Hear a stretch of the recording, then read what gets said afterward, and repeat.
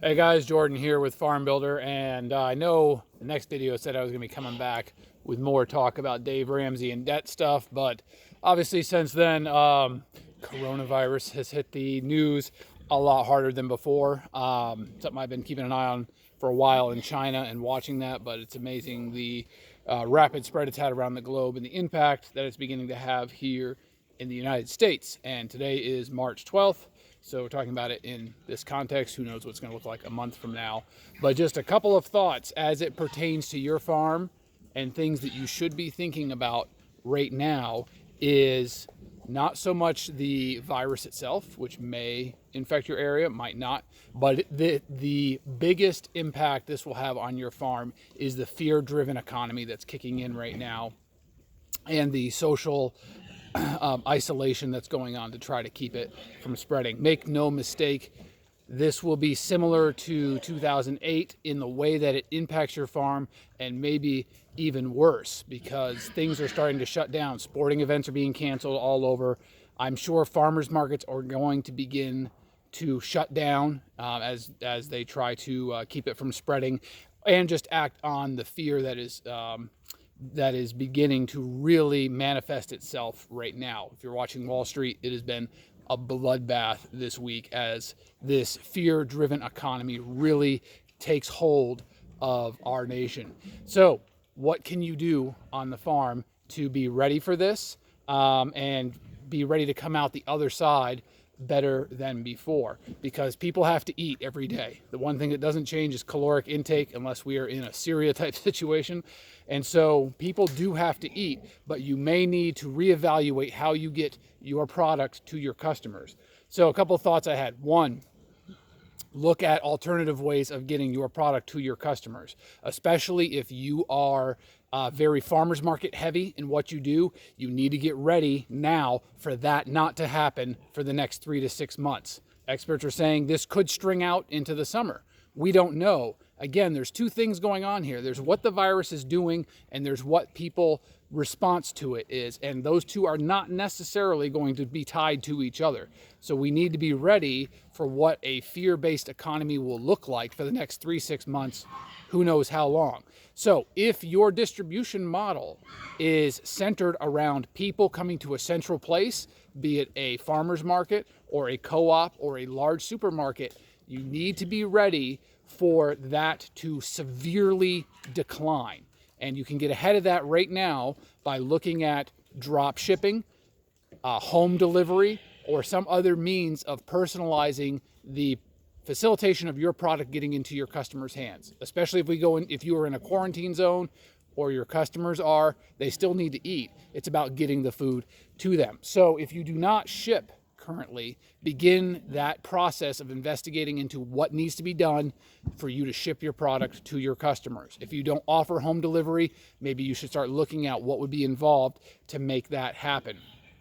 The second part that I think is critical is for the survival of your farm as a business. So sales could reduce. We could see things cut potentially in half. Who knows? The economy is going through a double black swan event right now.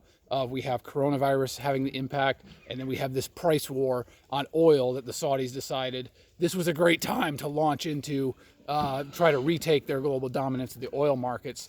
These things are going to cause major impact for the job economy, for the incomes of people who are buying and supporting for your farms.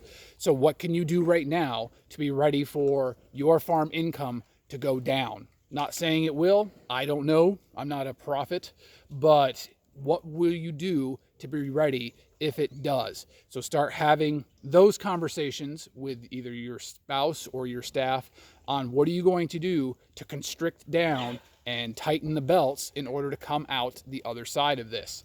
A couple things that I would recommend is making sure you keep cash on hand.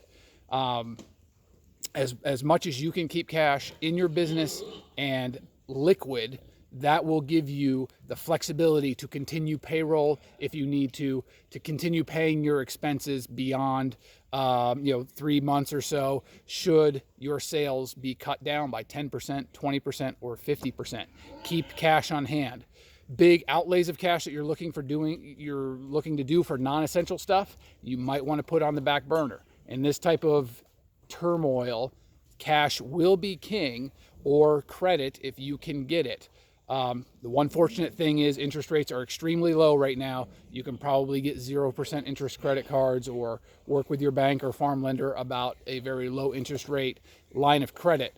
But you're going to need to think through a plan of how we're going to pay the bills for the next period of time should sales go down and cash flow be reduced. So 2 things that I would say think about the end of this week into this weekend for your farm.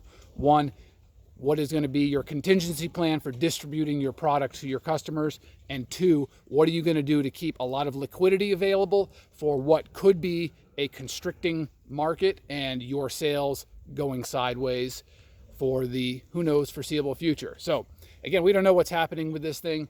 This is as much a fear-driven economy as it is a pandemic medical situation needing to be contained. I know there's people who like to make references to the flu and all that, but it's very different than that, because the medical community accounts for the flu. They expect that to happen every year. It's based, they have algorithms predicting how much stuff is going to need to go around. This is something new on top of all that that could lead to catastrophic collapse of infrastructure systems.